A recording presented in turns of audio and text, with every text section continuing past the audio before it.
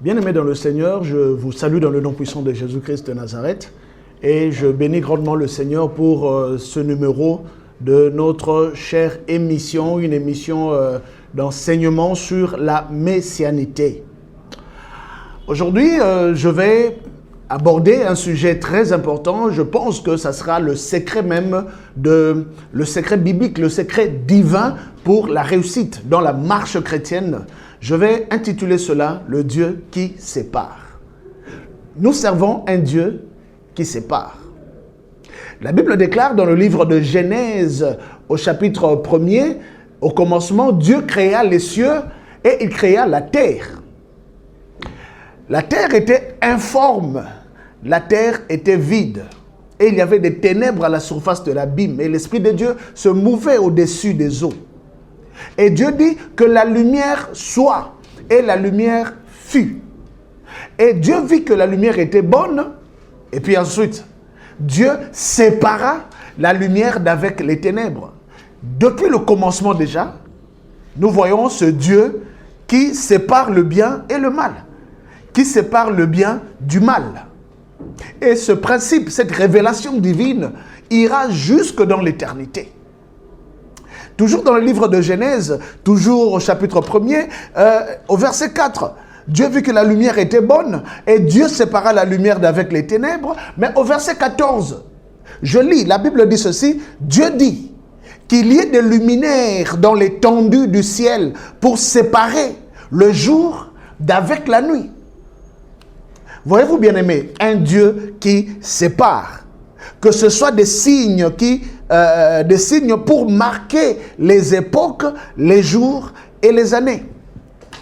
C'est pourquoi, bien aimé, je voudrais insister sur ce point et dire que Dieu peut séparer les éléments discordants tout en gardant l'harmonie.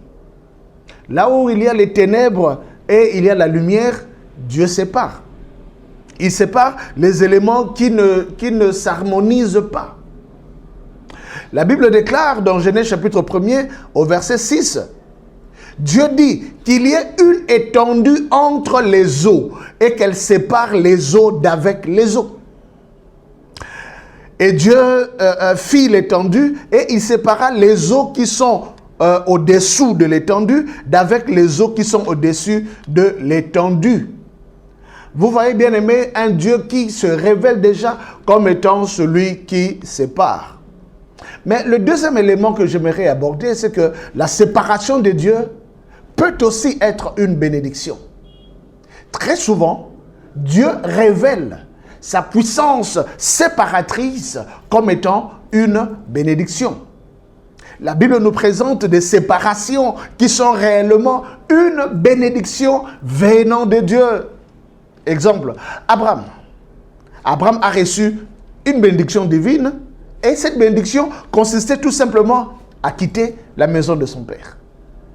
À quitter sa maison. À quitter, n'est-ce pas, les traditions, les pratiques ténébreuses de la maison de son père. Ça, c'est dans Genèse, au chapitre 1er, à partir du premier verset jusqu'au 3e verset.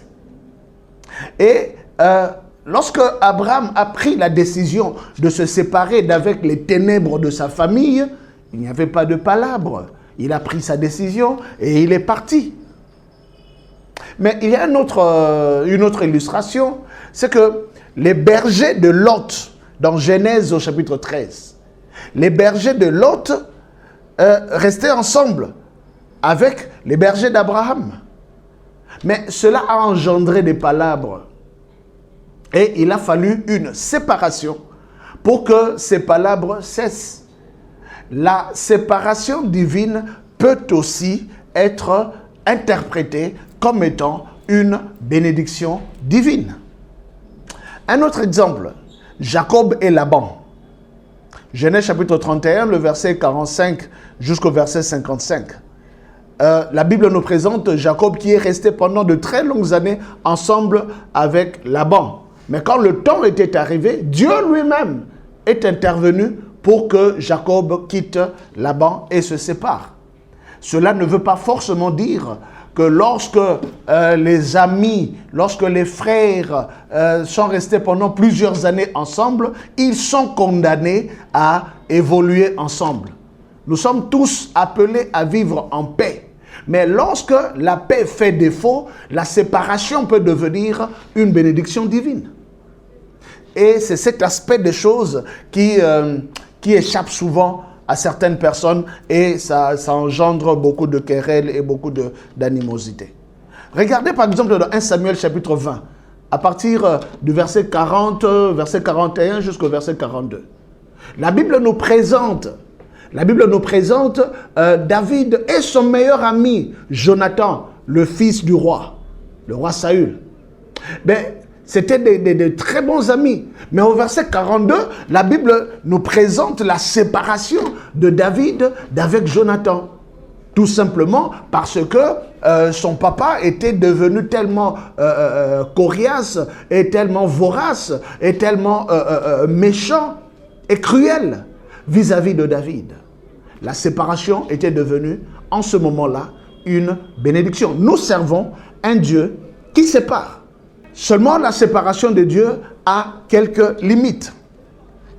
Dans Matthieu chapitre 19, au verset 6, je lis, la Bible dit ceci: « Ainsi, ils ne sont plus deux, mais ils sont une seule chair.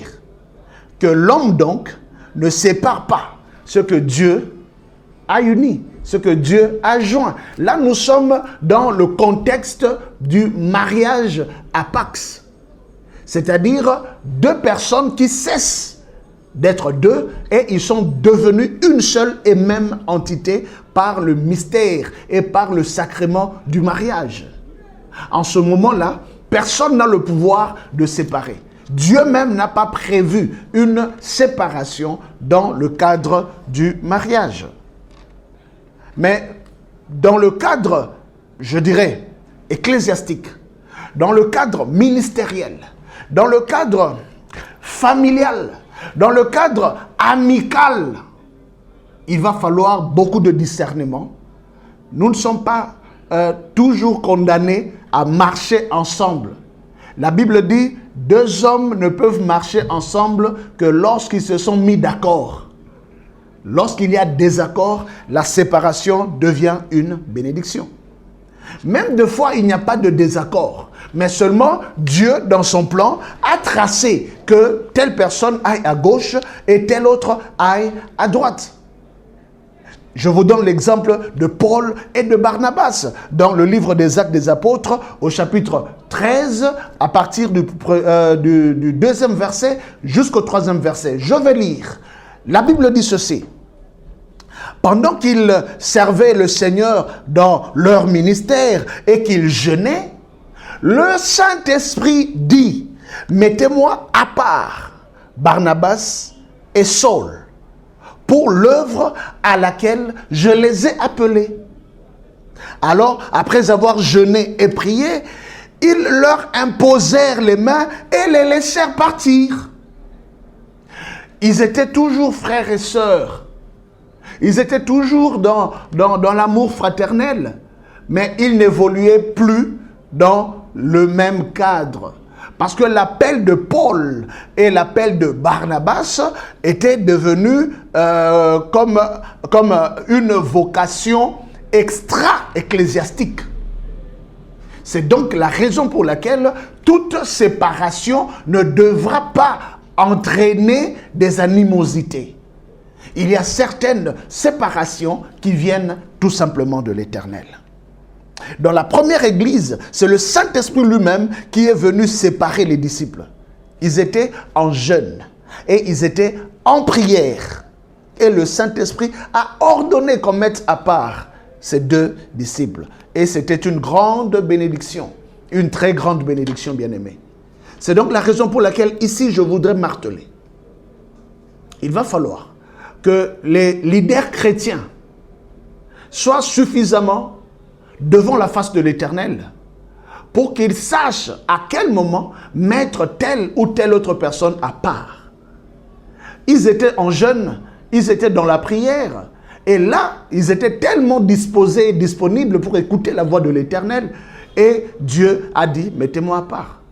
C'est juste que certains leaders ne sont pas suffisamment outillés avec l'oreille spirituelle, avec le discernement spirituel pour comprendre que le temps est arrivé pour laisser partir tel frère, laisser partir telle sœur. On veut tout amasser et la conséquence, quand le temps arrive, on n'a pas entendu Dieu, ben, ça devient des dissensions. Or, logiquement, l'Église ou le corps de Christ est un. Le corps de Christ est indivisible. Seulement, il n'y a pas de division, mais il y a seulement des subdivisions. Je voudrais ici faire la différence, le distinguo entre la division et la subdivision.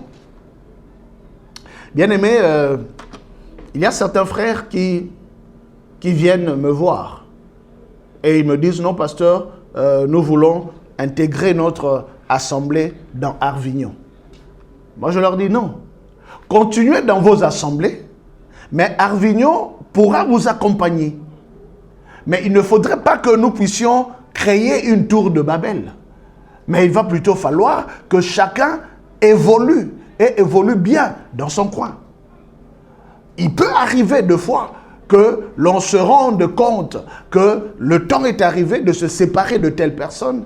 Eh bien, Dieu est un Dieu qui unit, mais Dieu, c'est aussi un Dieu qui sépare. Je vais approfondir cette pensée avec un passage des Écritures.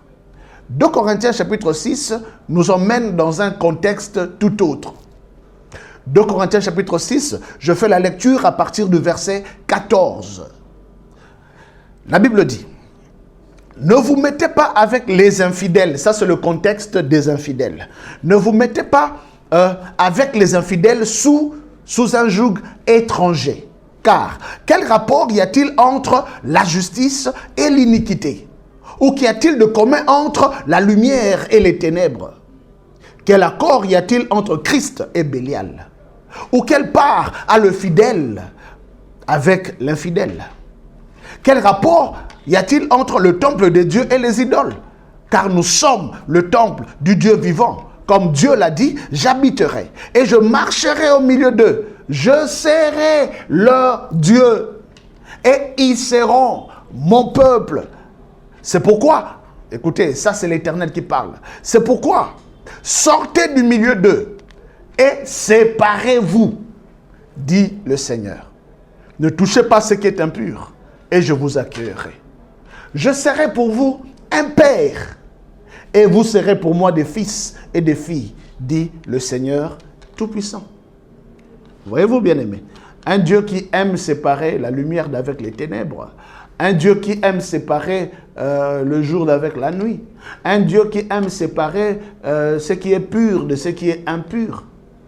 C'est la raison pour laquelle, bien-aimés, même lorsque nous sommes dans une assemblée dite chrétienne et que l'on commence à se rendre compte qu'il y a des ténèbres qui deviennent une institution dans cette assemblée dite chrétienne, eh bien, les bien-aimés doivent se sentir libres de se séparer d'avec les ténèbres. Je veux ici interpeller tous les chrétiens. Dans le message de la messianité, au fait, la messianité, c'est la lumière. Et c'est cette lumière qui sépare d'avec les ténèbres.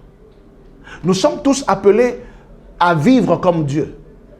C'est ce que nous appelons la sanctification ou la sainteté. Dieu nous sanctifie et nous-mêmes, nous nous sanctifions également. En commençant par les leaders chrétiens, en commençant par les pasteurs, les dirigeants des âmes. Vous êtes dirigeants parce que Dieu a voulu vous établir comme étant des modèles de pureté, des modèles de sainteté. Nous sommes des êtres humains. Nous avons des faiblesses. Une faiblesse est une faiblesse.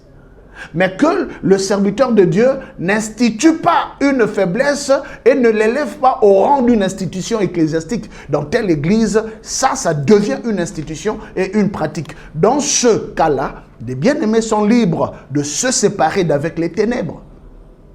Il y a certains versets des Écritures qui sont utilisés à tort et à travers pour pour cloîtrer les gens et pour rendre des gens esclaves. Esclaves de quoi? Des ténèbres? Non. Savez-vous que nous prions non pas pour la terre, nous prions non pas pour des choses terrestres, mais nous prions pour le royaume de Dieu. Et le royaume de Dieu, comme je l'ai dit et je le répète encore, c'est un monde très protocolaire. Il y a le protocole divin qu'on appelle la sanctification. Certaines choses à faire et certaines à ne pas faire. C'est cela le protocole de Dieu.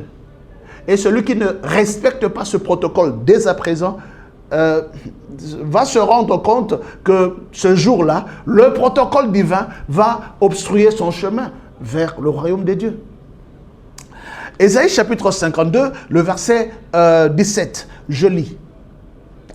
Partez, partez, sortez de là, ne touchez rien d'impur, sortez du milieu d'elle, purifiez-vous. Alléluia. Vous qui portez les vases de l'Éternel, purifiez-vous. 2 Jean chapitre 1, à partir du verset 9, je lis 2 Jean chapitre 1 à partir du verset 9. Quiconque va plus loin et ne demeure pas dans la doctrine de Christ n'a point Dieu. Celui qui demeure dans cette doctrine a le Père et le Fils. Si quelqu'un vient à vous et n'apporte pas cette doctrine, ne le recevez pas dans votre maison. Et ne lui dites pas salut, car celui qui lui dit salut participe à ses mauvaises œuvres. Ça devient très fort. Mais c'est la parole de Dieu, ça devient très fort. Jusqu'à quel niveau Dieu est capable de nous demander de nous séparer de l'impureté, juste pour que nous puissions entrer dans son royaume. Lorsque Dieu décide d'épargner certaines personnes du naufrage spirituel, il les fait sortir de ces groupes qui sont déjà égarés.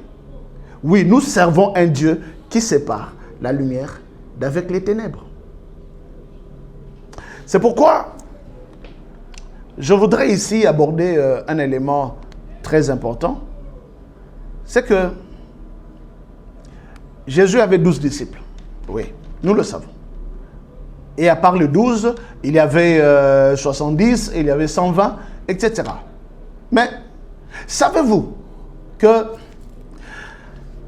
tous les disciples de Jésus étaient issus de la transhumance? C'est-à-dire, ce n'était pas au préalable des disciples de Jésus. Je vous donne un exemple. Jean chapitre 1, à partir du verset 35. La Bible nous présente les disciples de Jean Baptiste, formés par Jean Baptiste, mais qui sont devenus des disciples de Jésus et non pas les moindres. C'est ce qu'on appelle la transhumance. Bien aimé, les brebis doivent manger et bien manger.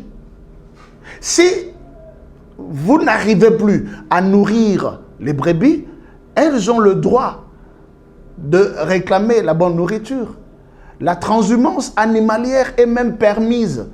Les bergers qui prennent des troupeaux d'un coin à un autre, ils quittent même des provinces pour aller dans d'autres provinces, juste pour donner de la nourriture à leur bétail. C'est donc la raison pour laquelle, Jean chapitre 1, le verset 35, le lendemain, Jean était encore là, avec 2 de ses disciples. Verset 36. Et ayant regardé Jésus qui passait, il dit, c'est Jean qui dit, voilà l'agneau de Dieu. Combien sont des serviteurs de Dieu qui sont capables de vanter l'appel d'autres serviteurs de Dieu? Jean avait il avait cette grâce, il avait cette aura, et il avait cette humilité, d'exalter l'autre.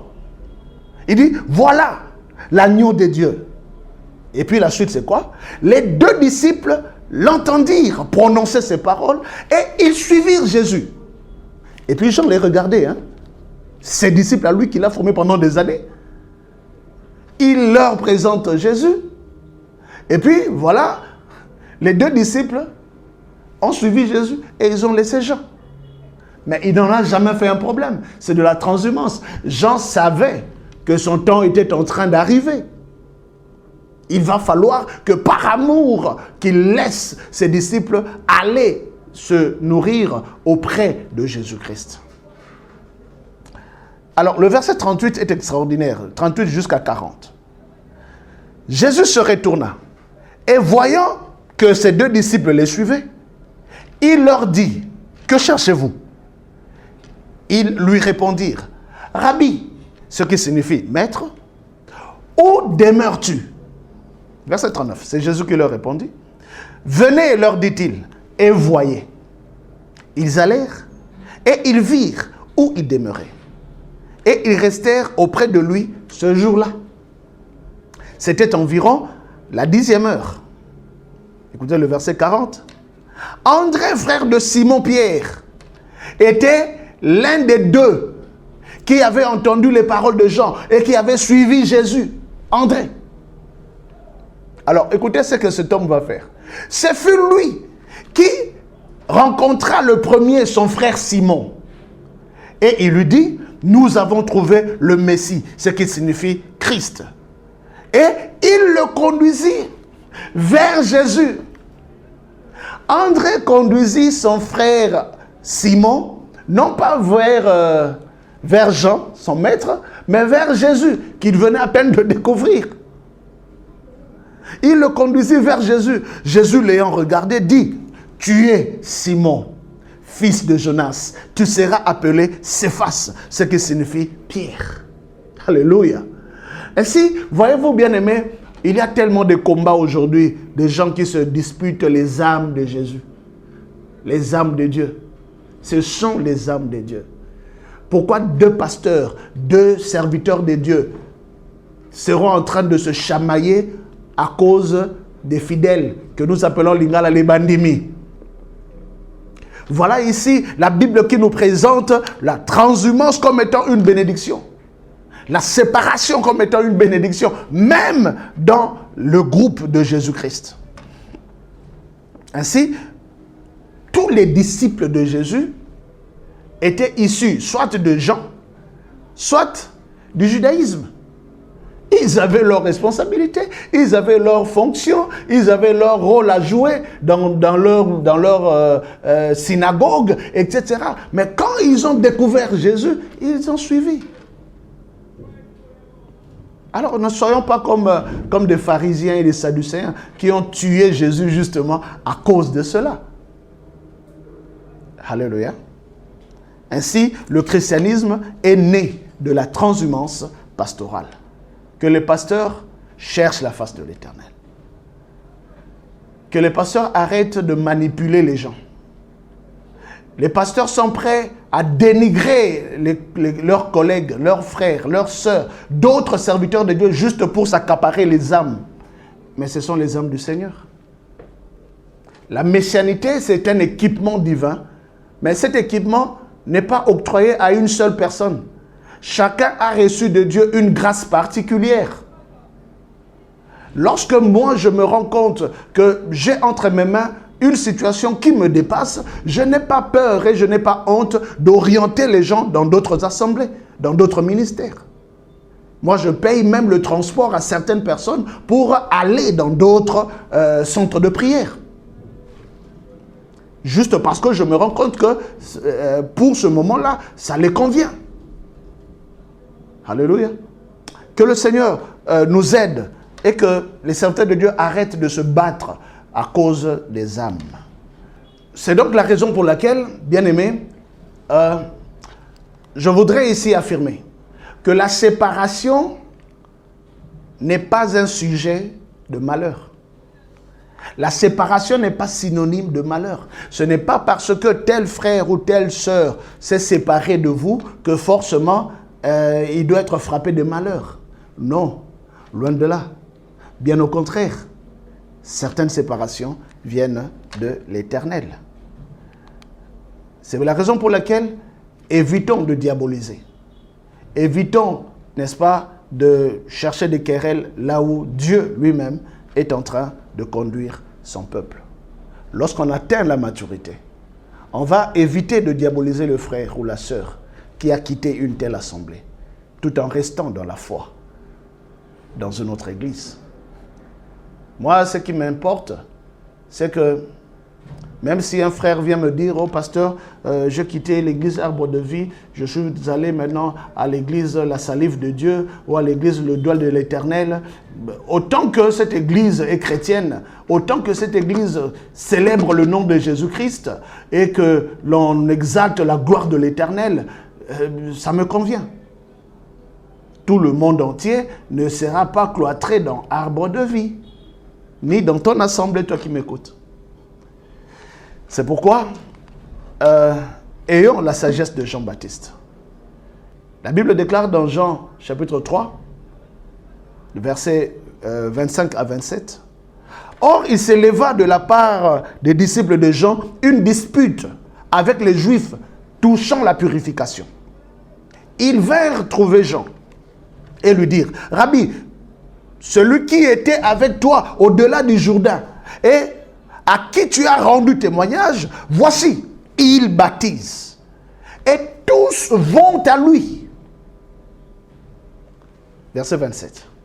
Jean répondit, un homme ne peut recevoir que ce qui lui a été donné du ciel. Alléluia. Celui qui recevait le baptême de Jean devenait disciple de Jean.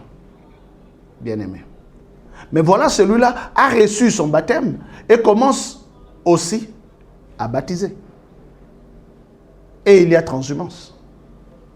Mais Jean avait l'intelligence céleste. Il a baptisé Jésus. Et Jésus, au travers de ses disciples, commence aussi à baptiser au-delà du Jourdain. Et beaucoup de gens sont allés à lui et certaines personnes mal intentionnées, et jusqu'aujourd'hui ils sont très nombreux, des gens qui viennent chuchoter dans les oreilles des leaders, voilà celui-là que tu as baptisé, lui aussi commence à baptiser, et tous vont à lui. Voilà ce pasteur-là qui était avec toi et il commence aussi à ouvrir une autre assemblée, et tous vont à lui. Et certains leaders ne sont pas prudents et ils n'ont pas la sagesse de Jean-Baptiste. Et ils se mettent en colère et ils se mettent à vilipender. Il y a des guerres entre nous. Mon message aujourd'hui, c'est de dire aux leaders, la messianité est plus grande que nos assemblées. La messianité est plus grande que nos vocations. Ton appel est circonscrit. Ton appel n'est pas plus grand que Dieu. Ton assemblée ne contiendra pas tout le corps de Christ. Autant ça sera possible que les gens se sentent à l'aise dans le Seigneur, restons en paix. Gardons la paix. Restons frères et sœurs, même à distance. Loin des yeux, mais près des dieux. Ça me convient.